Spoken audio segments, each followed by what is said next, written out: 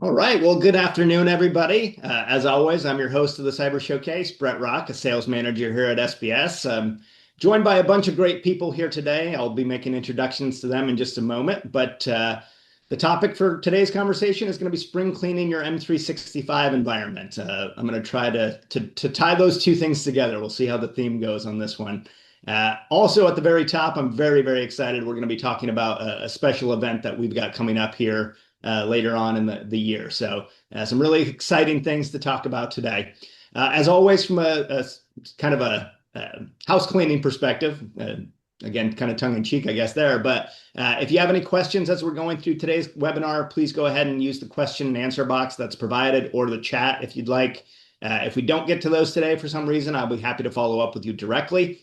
Also, as always, we do have a very quick survey at the end of today's webinar. If you don't mind taking that for us, it's very helpful for us to get a little bit more information to make this a better webinar and to make sure that you get the information you need. So with that said, let's jump into things here. Quickly, by way of introductions, I've already done myself, but David Grello is a network security engineer. He's going to be here talking with me about M365. David, you want to say hello? Hello, everyone. I'm David Grello with SBS Network Security Team. There you go. He's the guy you don't want to meet in the hallway when he's got his computer out. We do that at the retreat. It terrifies me every time. Lindsay, I don't know if you were able to make it back on. Okay. So we may be without our content strategist today here. I'm going to maybe fill in for her. She was having some Zoom issues. But one other person I'm very excited to introduce, probably the newest member of the SBS team, although if you've been in the financial services space for any length of time, you may be familiar with his face there and his name. But Chris Lawrence is our new Director of Marketing and Strategic Communications, and the first person I've had to have the title spill onto a second line for. But Chris, you want to say hello?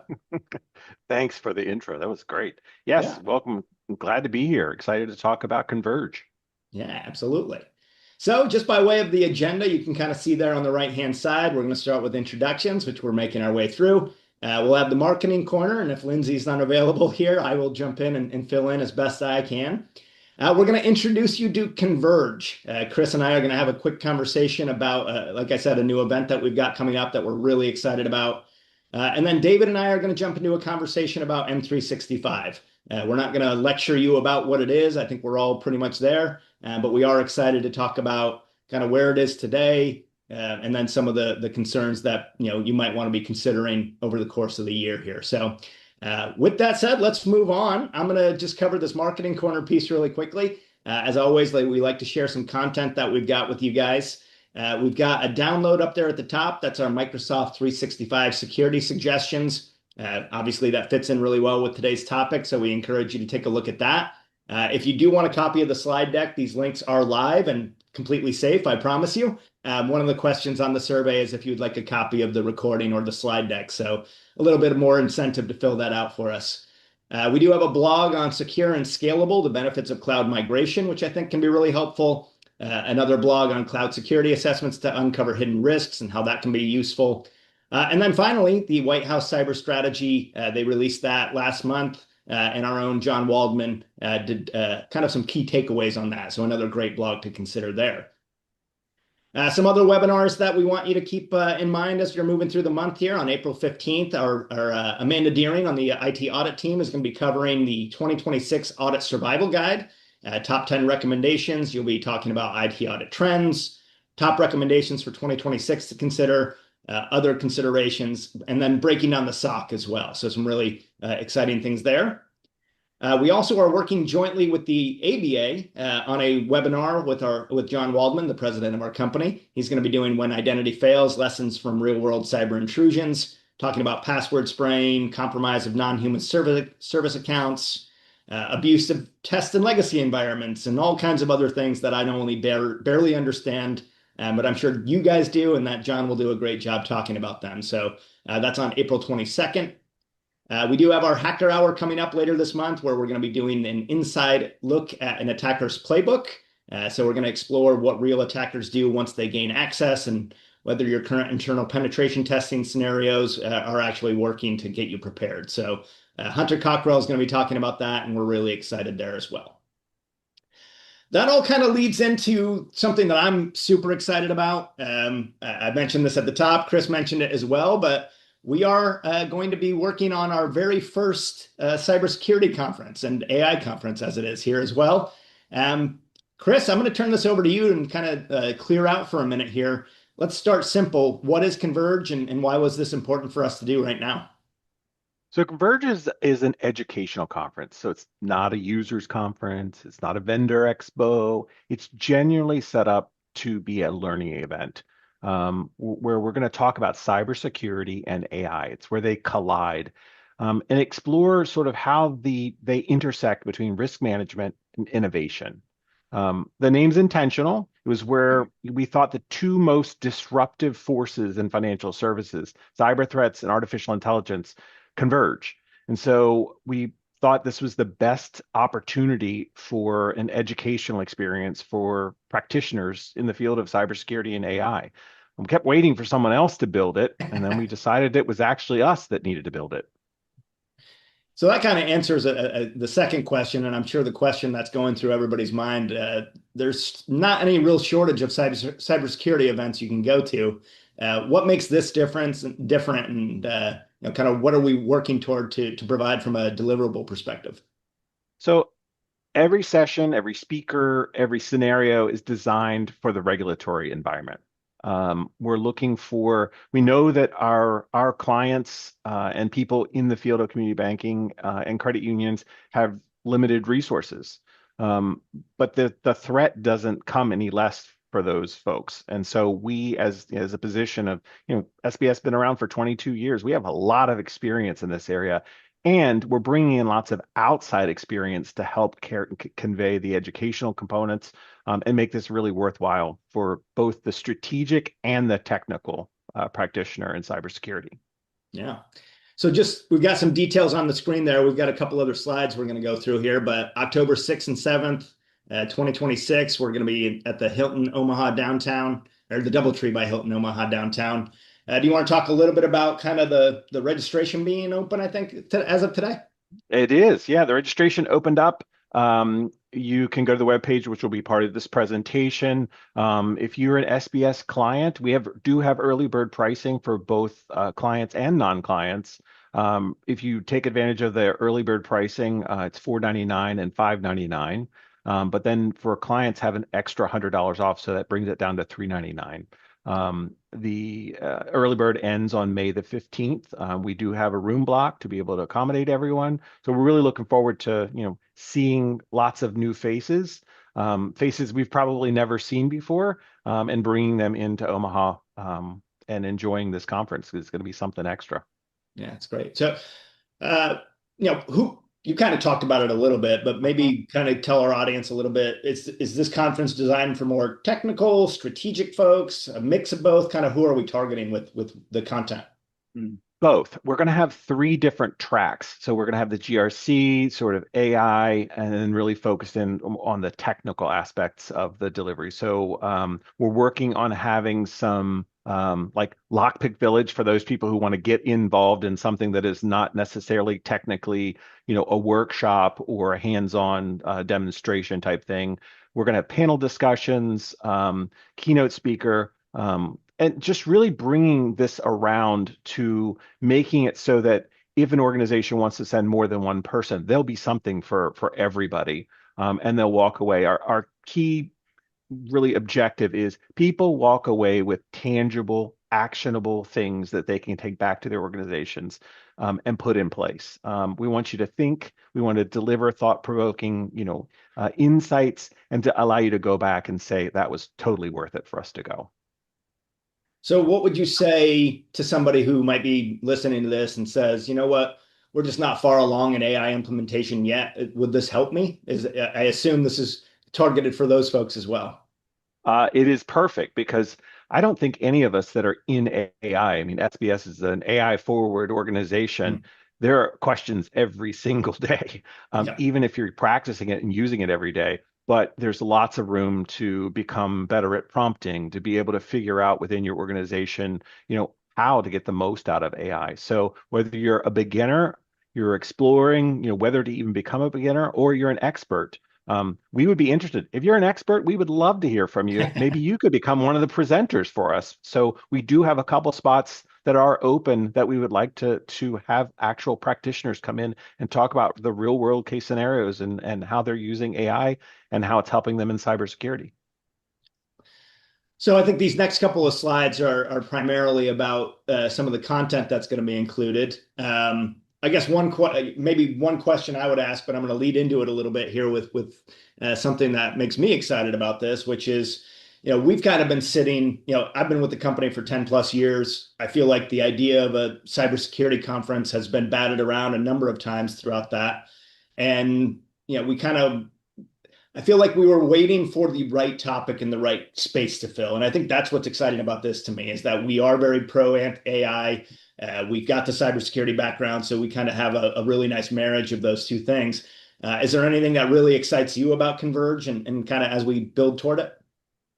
I think the idea of not just having an event where people are coming together to learn, but it's actually having the practitioners themselves connect. That sense of community, that sense of developing, I'm not the only one that's experiencing this, so that when people leave, they not only have practical, experience and, application, but they've probably made some connections with other people, other banks, other credit unions that are in that space and have those same questions. So it's kind of twofold. We're going to be doing this on an annual basis so people can come back. We always want to make sure that it's a robust learning experience first and foremost. But if it builds a community at the same time for people to be able to connect and learn from each other, that would be a total bonus. Absolutely. Well, I'm really excited. I know that we mentioned this a couple of times, but registration opened up today. Chris talked a little bit about the early bird pricing, but Chris, I believe, just so I'm correct on this, it's the early bird rates are $4.99 for non-clients, and then we have an extra $100 off here for current clients. Is that correct? So current clients $4.99 with $100 off makes it $3.99. Non-clients $5.99, $100 off make it $4.99. You were almost there. I think we're going to look back at this someday, Okay. probably later, and I think I was on the money, but we'll see. Anyway, Chris, can't thank you enough. I'm really excited. I know you're spearheading a lot of this, the Converge, and I'm super excited to be there, hopefully, and be able to learn from it and to meet a lot of our great customers and prospects and anybody that's interested in both AI and cybersecurity. So again, I'll have the slide deck available if anybody wants to, but the website's right there on the screen as well. There is a survey question at the end here about whether or not you'd like more information as well. So again, please fill that out rather, and we'll be happy to follow up as well. But Chris, I appreciate it. I know you're going to jump off so David and I can get to the spring cleaning business here, but thanks for being on with me. Thanks for the invitation. Take care. All right. So, David, hopefully you're still there. I am here. All right, wonderful. So, David Grello, again, one of our network security engineers. He's probably worked with some of you in the past. We are going to talk spring cleaning the M365 environment. I did a M365 cyber showcase probably just under a year ago, probably 11 months ago. Really haven't talked about it much since then, but as M365 tends to do, it has evolved quite rapidly in that time frame. Again, we're not here to lecture you about what it is and why it's important and all those sorts of things, but we do want to talk about why keeping up with it, making sure that it is clean, giving it a good look. What are some of the pitfalls that you might run into and be on the lookout for? We really want to talk about it from that perspective. And I couldn't think of anybody better than David to be on here with me. He's kind of spearheading, David, is that fair to say, kind of our M365 hardening assessment, which I think we'll talk about later on as well? That is correct. We do have a couple guys on the NetSec team that had take on this performing this service. So it's nice to, other than myself, we have a couple other guys learning this as well and perfecting that too. Great. So again, I think we can kind of safely skip the M365 what it is thing, but when you think about spring cleaning, and this is where I'm going to try to land the plane here, you're not doing it necessarily because something's broken. You're doing it because messes pile up over time, right? Mm-hmm. You wouldn't clean your bathroom once a year, most likely. So doing the same with M365 is probably a bad idea as well. So I think the idea that we're hoping to convey today and that you'll leave with is this is something that does need to be done more routinely and more effectively and efficiently going forward. So David, why don't we start with kind of why is it so important to take a look at your M365 environment on a regular basis? Kind of what do you see when you're going into an institution that's kind of contracted with us for that engagement? Why do you think this is so important? I would say the reality is the M365 environments, they don't stay static. Users change roles, permissions get added, new apps get connected, and just over time, things just start to drift. If you're not regularly cleaning that up, risks build quietly in the background, kind of unnoticed, and that kind of drift often goes unnoticed until it becomes essentially a security issue. Yeah. You definitely want to start by enforcing MFA literally everywhere, reduce privilege roles, implement some strong conditional access policies, then clean up those stale accounts, unused apps, and excessive permissions while locking down external sharing and guest access as well. So we're going to get into all those things. We have different slides that I think we'll talk about each of those. And I apologize for the audience. We don't have a lot of different bullet points on these things, but I do think the conversation is going to be very worthwhile. What are some big, I mean, I know you've only been really working in the M365 space for us probably for a few months now, but what are the most common uh-oh moments you've seen in your time performing these engagements for us? So I would say once we get into these environments, it's mostly too many global admins, lack of break glass accounts, multi-factor authentication not fully enforced, and definitely the conditional access policies. There's gaps and exclusions, and even sharing settings that are way more open than expected. Yeah. It certainly is. It kind of feels to me like there's all the different risks that can possibly happen when it comes to network security, kind of all roll into one when it comes to M365 sometimes with we talk about all these different risks individually, but they all seem to build into this one environment. So it's definitely an interesting thing to learn more about. So let's talk a little bit about M365 as it kind of stands today. So obviously Microsoft is notorious, or maybe well known is the better way of putting it, for changing things up pretty routinely.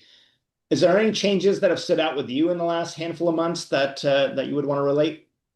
Well, since I've been doing the M365 hardening assessments the past 6 months, it just seems like the platform is ever evolving. What we're really watching right now is just the continued shift towards zero trust, and especially around conditional access, identity protection, and tying access to device compliance. We do see a lot of mobile device management issues as well, to whether policy related or just device specific. So these changes are definitely pushing organizations towards a more dynamic and risk-based security model. Yeah. So, we both kind of touched on how regularly Microsoft is updating. Obviously, new capabilities and features are pretty often enabled without, they come and they go and they're in here and they are often, available right out of the gate or by default. Would it be fair to say that anything that you thought was secure last year or maybe even last month could very realistically be outdated today? I would say so. Like I was saying, it's just ever changing. Yeah. They're continually removing things from the tenant, changing things around. So even like when we're following the CIS benchmark and we're in there, we kind of are like, well, where did it move to? Or they renamed it something different. So it's definitely, it's constantly changing. Yeah. So let's get into some of the more common concerns that I actually see come up with folks, and I'm sure you see it even more than I do. But obviously, one of the first things that you do when you do spring cleaning is you get rid of what doesn't belong, what hasn't been looked at in a while. I've got two young kids. We're constantly getting rid of toys that they've decided they don't want to play with any longer. Obviously, in your house, it's just kind of clutter, but in M365, it can be pretty dangerous. So I do want to start with kind of decluttering access and permissions. Obviously, that's one of the biggest concerns that I hear a lot from folks. Do you think those concerns are legitimate? Are those the kind of the biggest concerns that you see? Yeah, I see. Right into one of the biggest concerns that we usually hear are definitely access and permissions.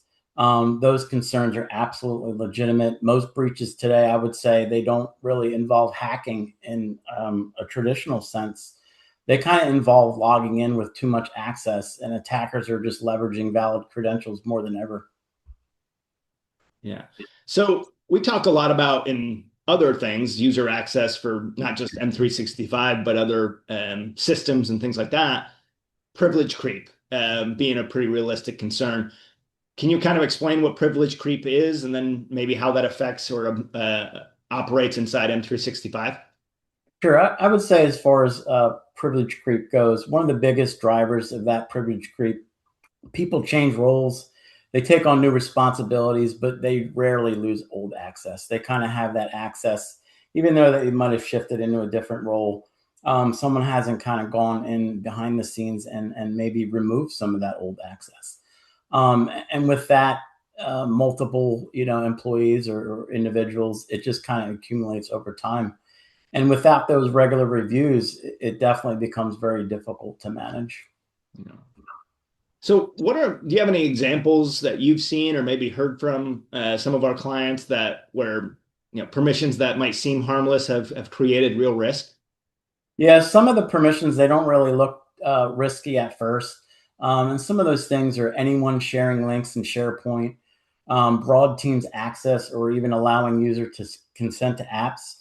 But those can quietly open the door to data exposure for sure. And these are often overlooked because they don't trigger immediate alerts. A lot of recommendations and observations we see are definitely within that team's environment there.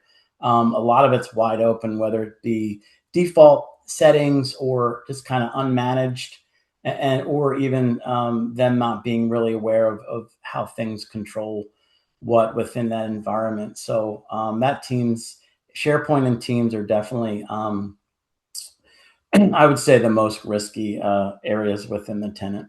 Yeah.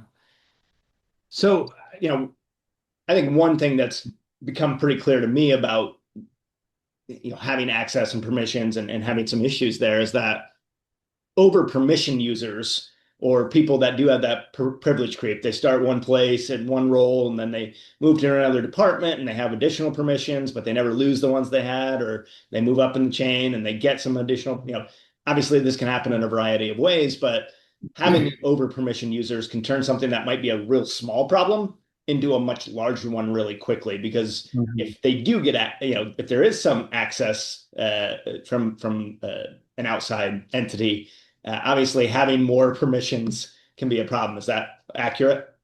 Yeah, definitely. It's usually you want to audit and reduce those privilege access, especially global admin accounts. And definitely you want to enforce least privilege across all users as well.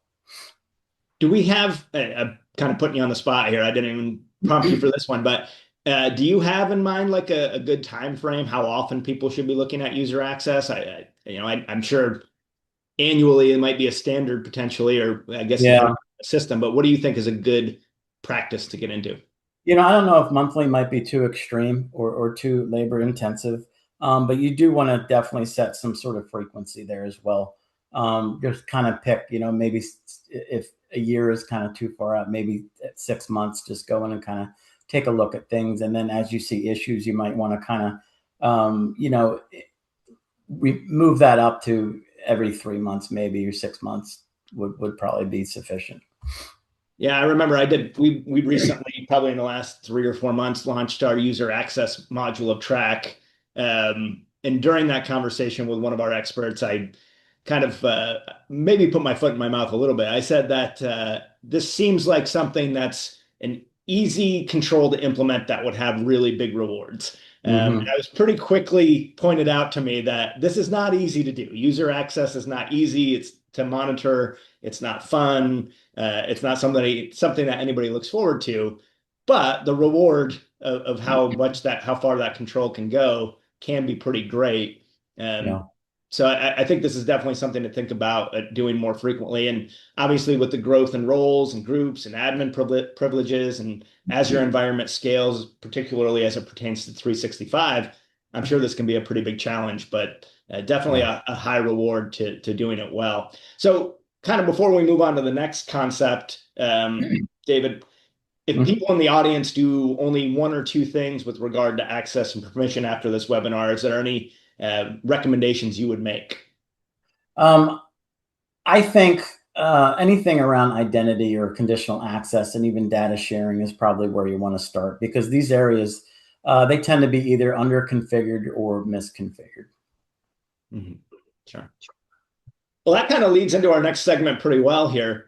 So, once you've cleared out what doesn't belong, the next step is generally to take care of stuff that's already in place. And that kind of thinks about, how do we take those things that are going to be in our lives for a long time and make sure they're tidied up?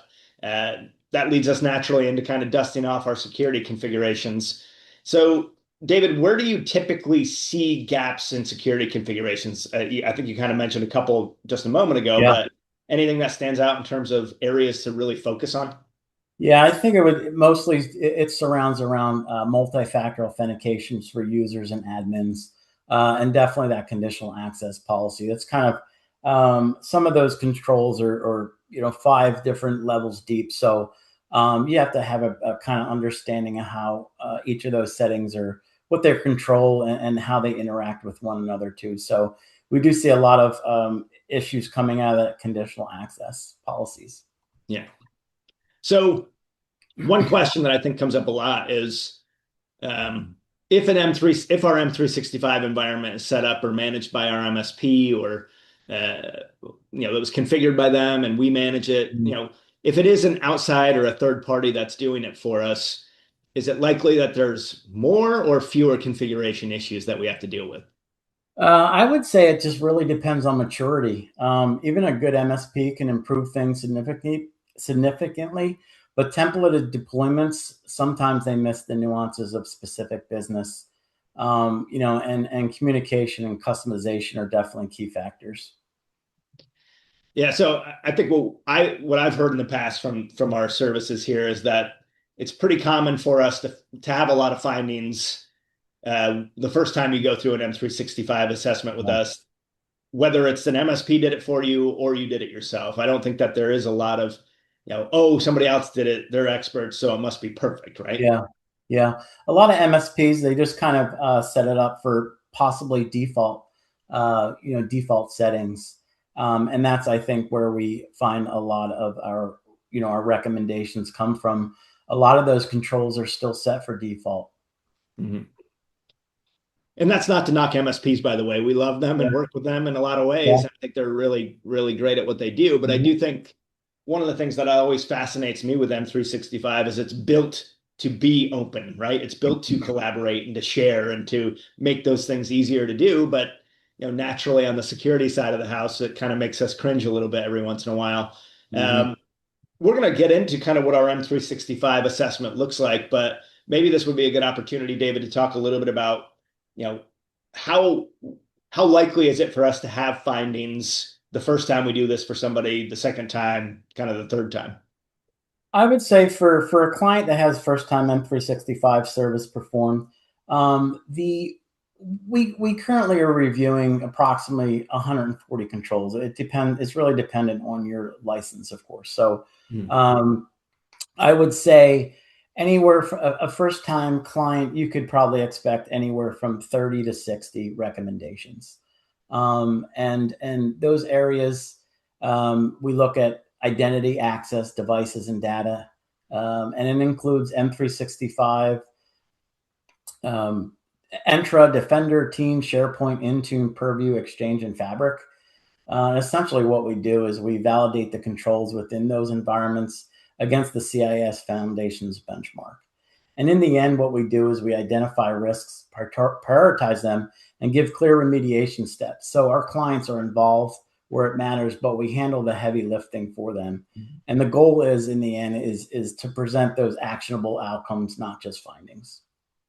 So 30 to 60 the first time around, does that number go to 0 the next time they do it, or are there? Yeah, so even with we offer recommendations. Not all of our clients like to kind of go along with those recommendations because possibly those settings don't maybe fit their environment, or it doesn't control the things that they want to control, so to say. So second year client coming back to us doing an M365, I would say more than likely it gets cut down to half of our recommendations. It would go to 30 or 40, right down to 20. So they kind of understand, I think by then with how the settings kind of work after our first initial assessment.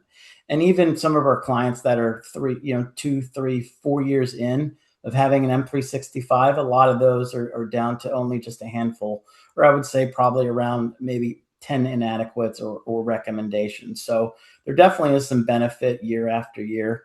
And our clients, they do have a better understanding too of the environment as well.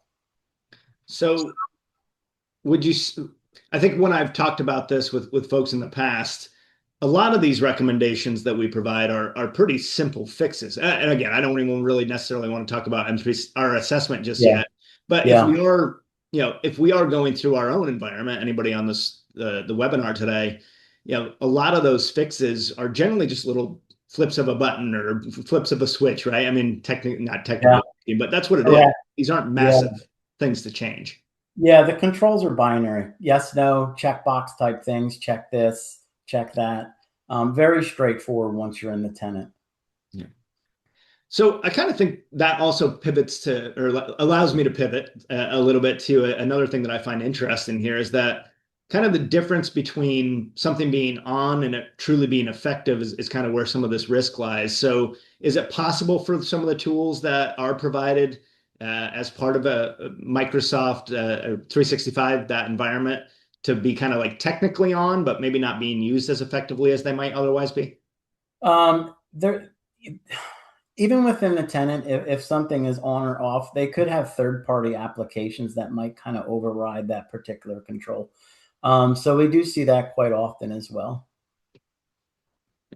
So just kind of being clear on, okay, this is on. I feel like I did the right thing, but maybe there's something I'm not necessarily thinking about. Is that fair? Yeah, correct. Yes. So when it comes to security configurations, is there anything that surprises you the most when you see a result of an assessment, or anything you continually come across that is a pretty common finding? I would say the biggest surprise is usually how much access exists that they don't really realize that's there, especially with guests and most importantly, sharing. The visibility is definitely often the biggest eye opener for sure. Are there any quick wins that we might want to share with the audience today? Some things that they might be able to look at and maybe get a quick win here today? Yeah, I would say just kind of focus in on conditional access policies and your sharing for sure, because that would knock out a good bit of our recommendations that we would offer back to them. So again, kind of going off a little bit, off topic, not off topic, but off of some of the stuff we talked about previously. Would you say security configurations or the access permission stuff, which of those would be the most common cause of an incident potentially? I would say probably security settings for sure. Yeah. Interesting. All right. And obviously with new features and new things that we talk about M365 evolving on a pretty much weekly basis, it feels like. Obviously those new features and new even security features potentially, obviously those are new decisions that need to be made, and sometimes those need to be made in real time. So I think that's another real good reason to be doing this on a more routine basis. So moving away from the security configurations, obviously every cleanup, every spring cleaning has a moment where you start finding things that you forgot were even there. And it allows you to kind of clear out some of that trash that you don't need anymore. In M365, that often means inactive accounts or old applications that are not being used. I know, David, you touched on some of those a little bit here, but I kind of want to start right here. How big a problem do you see stale or inactive user accounts, or even unused applications? How big a problem do those tend to be? Yeah, I would say they're a huge risk because they often completely are just unmonitored and not really realize that they're still in effect. And they also tend to bypass normal security reviews as well. So do you see that? Is that a pretty common thing? Obviously it's pretty easy to, somebody leaves an institution that's of a pretty big size, or an organization that's a pretty big size. It's not always immediately like we're going to go in and we're going to turn off all their access. Do you kind of see those things happening more commonly? Yeah, we do see a good bit of inactive accounts in there as well that have just kind of sat there since that individual has left that organization. I would think that the moment that individual had no longer works there, they all access, and anything they had access to should just be completely removed out of the environment. Mm-hmm. So from an unused application standpoint, is that, do you, and again, I don't want to speak for you here. Is it more like these are things that we just didn't even know were ever available to us, but they're kind of on by default? Or maybe we introduced these applications and then just over time we didn't do anything with them, but we also never bothered getting rid of them? Yeah, I think mostly it's never bothering to get rid of them. In the end, it's essentially what I think it boils down to. So what are some of the risks of kind of like a set it and forget it mentality to M365? And we're going to talk a little bit about, okay, we've gotten to a point where we feel good. How do we keep that up? But like, you know, I do think a lot of the testing we do, you know, other network security tests or IT audits, other things that we offer, those are typically done annually. And it's, you know, something that we do for compliance for a lot of reasons. You know, is that more dangerous, do you think, for something like M365 to kind of have that approach where it's like, okay, I looked at it on January 1st. I don't have to Yeah. worry about it again for another year? I think that the set it and forget it mindset definitely becomes a bigger issue because M365, I think it changes too fast for that. What was secure a year ago might not be today. You definitely want continuous improvement is essential for sure. Yeah, and obviously, you know, we're kind of not talking about the elephant in the room here, and I'm sure we'll get to this when we start talking about some of the assessment and how we perform it. But you know, AI, Copilot being involved more frequently, and all the different applications and things like that, I imagine that even makes it a little bit more nerve-wracking. Even though I'm a big fan of Copilot, and you know, I do think that they do a reasonably good job with that. But you know, certainly that's something to can take into consideration as well. So you know, old accounts are an easy target. Unused apps that can, you know, might retain access to sensitive data are kind of an easy target. Have you seen any examples of something that maybe started off as a small issue, kind of turning into a bigger issue over time? Um, I can't think of any particular instance off the top of my head, actually. Nothing wrong with that. I guess Yeah, that means because that you know, our clients are doing a good job. each environment is totally different. So you know, there's a lot of things that we kind of do see, but yeah, it's you know individual based for our clients, and it's the settings. Like I said, there's so many different licenses and different settings, and it's just kind of it's an ever evolving environment. So it's kind of hard to answer that question. So maybe I can reframe the question a little bit. Is it fair to say that risk doesn't disappear over time, right? Like, That you know, that is it's true. like if That is, yeah. what's that? No, that is very true. Yes. And it just kind of accumulates, right? Yeah. If we look at something once a year and then we don't, you know, okay, we've got some recommendations, but we're not going to put them in place. It's not going to just disappear in M365. It's just going to accumulate. Is that fair? Yeah, that is correct. It just kind of sits there stagnant. And, you know, this year we would make a recommendation and then we would see it again next year as well in the next audit. So, and I think that's just kind of client preference if they want to kind of turn that on or off. Yeah. Well, I think maybe a good example potentially is we talked about this up at the top, but those over permissioned uh, individuals, right? It starts off as okay, they've got you know this set of permissions, and then they move to another role, and okay, they add a permission or two, Mhm. don't get rid of the other ones. You know, as they continue to climb up the chain, you're just opening yourself up that the if that one person, you know, their credentials get taken, or they you know click on a phishing link or something like that. You know, we go from okay, they had limited access to certain things to oh my God, they've had access forever to all these things Yeah. they've ever interacted with. Is that Yeah. maybe a good example? Yeah, that is a great example. All right, so let's, you know, obviously the tricky part about spring cleaning isn't the actual cleaning, although it's not my favorite thing to do, but really the tricky part to me is keeping things from going back to the way they were. And again, I'll reference my two children. They can clean their bedroom on Monday, and it's you know trashed again by Tuesday, unfortunately. So you know, if we do get to a point where we feel comfortable with it, we've reviewed it, we've looked at it, we've gone through all the recommendations. Maybe we've had a third party come in and identify some areas we need to improve upon, and we've taken care of that. What are some best practices about how often organizations should look at their M365 environment on their own, would you say? I would say a good baseline is quarterly internal reviews at least, and definitely an annual third-party assessment, preferably, the one that we perform here at SBS. Or more often if you had major changes, I would say. So regular cadence definitely helps prevent drift for sure. So are there any tools? I feel like, and I might just be misremembering this, but does M365 offer any tools for people in the audience that might want to do their own kind of assessments on a quarterly basis if they wanted to adopt that? Internally, there's no really tools because within the tenant, it's really just the controls itself. Mm-hmm.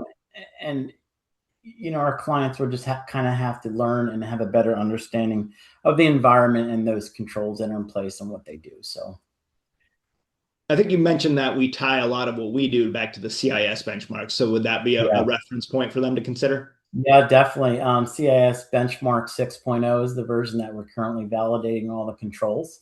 And even within that CIS benchmark, it's actually a great document. I think it's pushing at least 500 pages. But for each one of the controls within the environment, if you were to look at that CIS benchmark, it would give you a description, impact, rationale.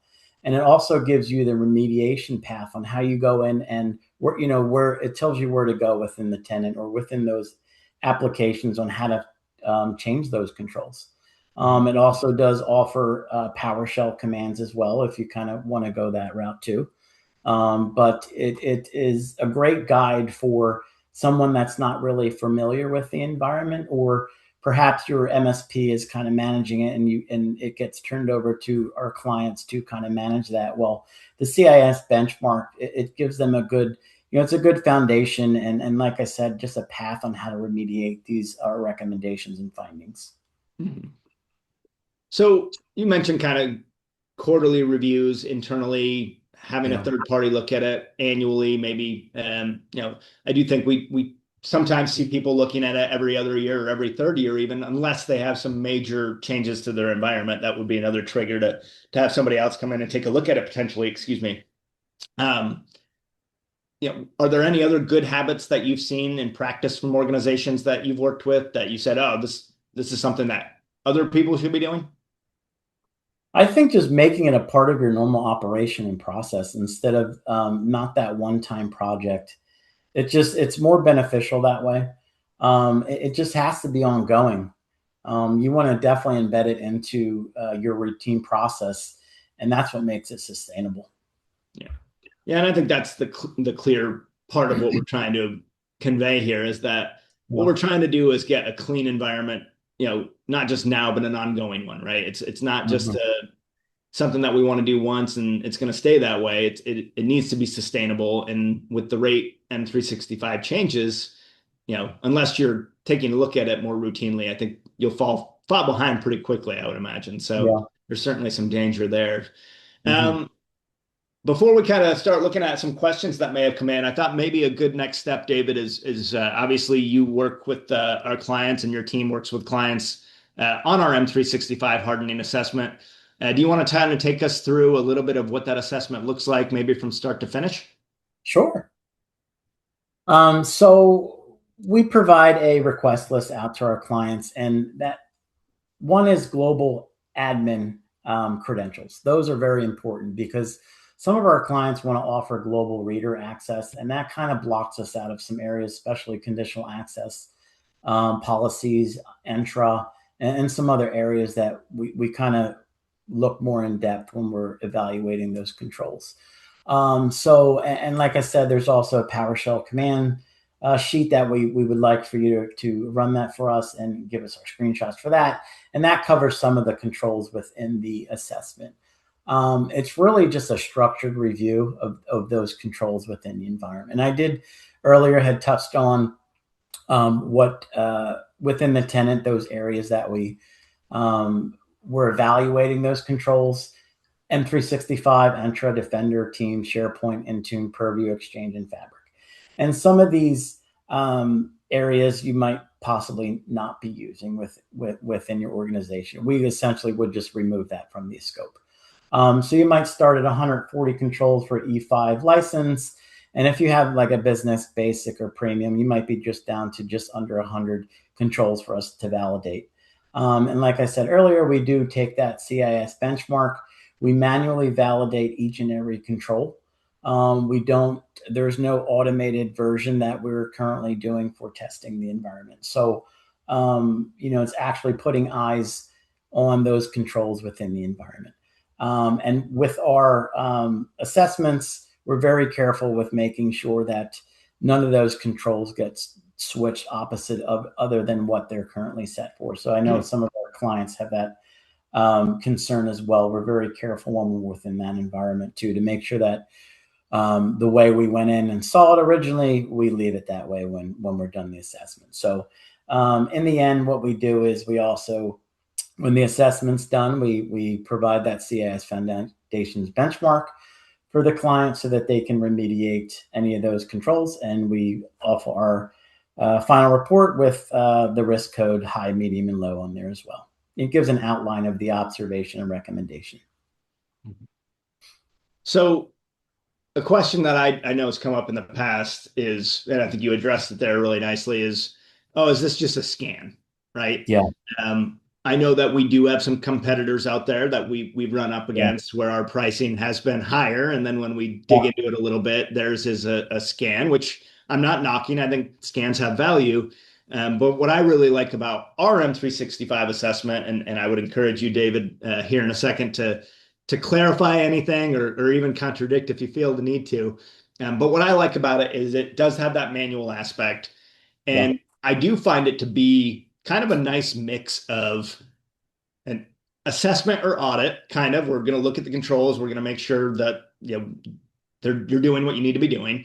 But there is also a consulting part of it. There's also an education part of it, right? Depending upon how involved the client wants to be, and we can talk more about that in a minute, we will provide some education around, okay, well, this is why this needs to be the way it is. And we do provide consulting from the perspective of kind of recommending and encouraging them to make changes to become more secure. So I think that's really where the value of our assessment comes in. But I don't know if you have anything to add to that or clarify, as I mentioned.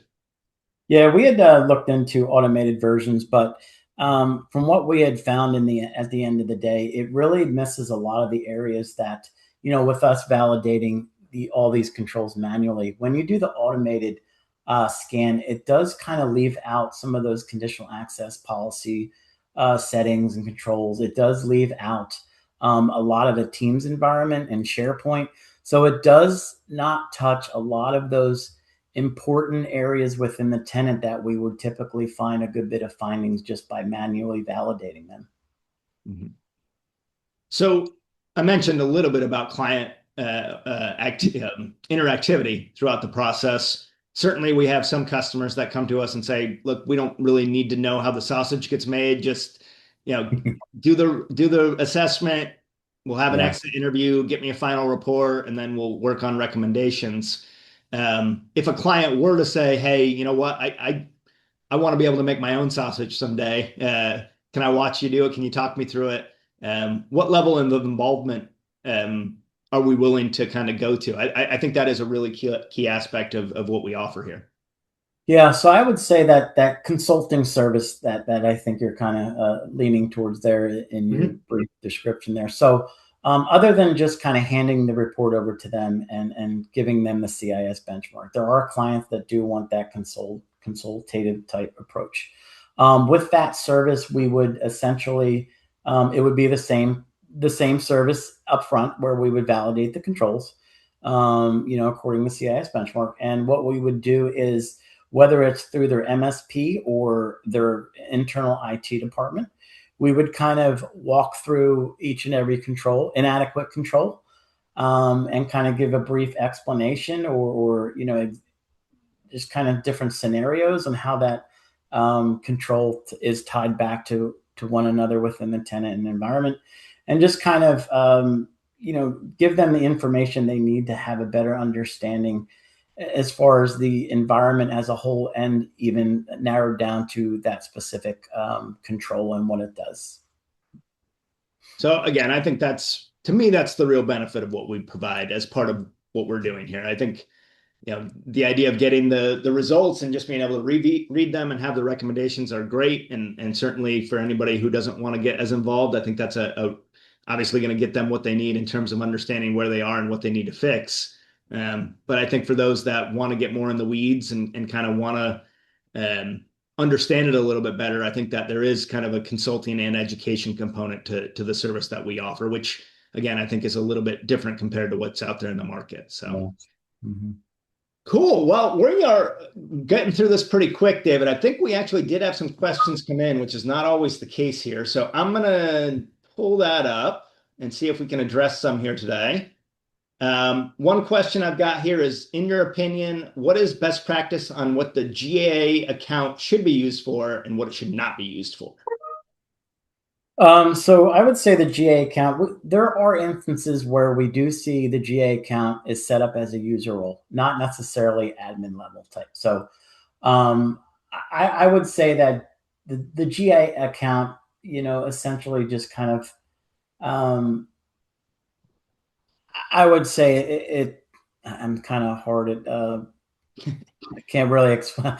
I don't know if you kind of can jump in here and kind of help me as far as answering that question. Yeah, no, I think that, Yeah. obviously there's a lot of pros and cons to where it can and should be Yeah. used. And Yeah. it would be a little bit more efficient. We can follow up a little bit more directly on that one. But I think that, it really just comes down to having that security part in place. And what are you comfortable having and have access to, right? I mean, everybody has a little bit of a different risk appetite. So that might be something that we can address a little bit more offline here.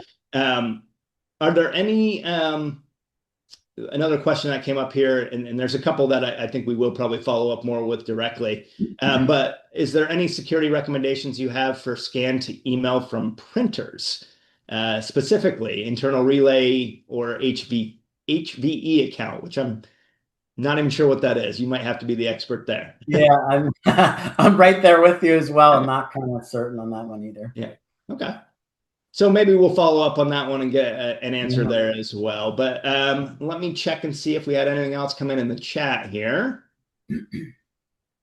And I think you may have answered this already, but where does SPS get their M365 list of controls they look at and assess to make recommendations? And how do we kind of stay on top of it since it's ever changing? Yeah, so all of our the controls we validate and the recommendations come strictly from that CIS benchmark. Yeah, and that is available somewhere, right? You can probably point people in the right direction there. It is available out there at the CIS website. Yeah. So again, I think there's some value in people getting familiar with that and being able to use it and use it internally. But there is some element of us being able to, as a third party, come in independently and check on those as well. Do you have any? I assume we're monitoring those changes or any changes to M365 pretty carefully and how those might affect controls and recommendations and things like that. Yeah, definitely. I would say the CIS benchmark is updated and released every 6 months. Mm-hmm. And with that, they're adding controls or removing controls for us to validate too. So, yeah. And does your team kind of stay up to date on M365 itself and as they're rolling out changes and things like that? Not really in depth. The service is really straightforward. The M365 assessment. So it's really just validating the controls within the environments based on that benchmark. Understood. Well, I think that's all that came in. There were a couple others that we will follow up with directly. The questions were a little bit more specific, so I want to make sure we get them the right answers here. But really appreciate everybody jumping on today. We're going to give you a few minutes of your life back. I'm going to put our contact information back up here. David, I did throw your email out there. I'm sure you're comfortable with that. If anybody has any questions, they can reach out to me or anybody on our team. Certainly, we're happy to answer them.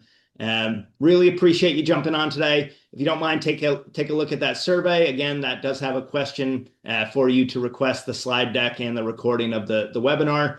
It also has some information about Converge and some other things on there as well.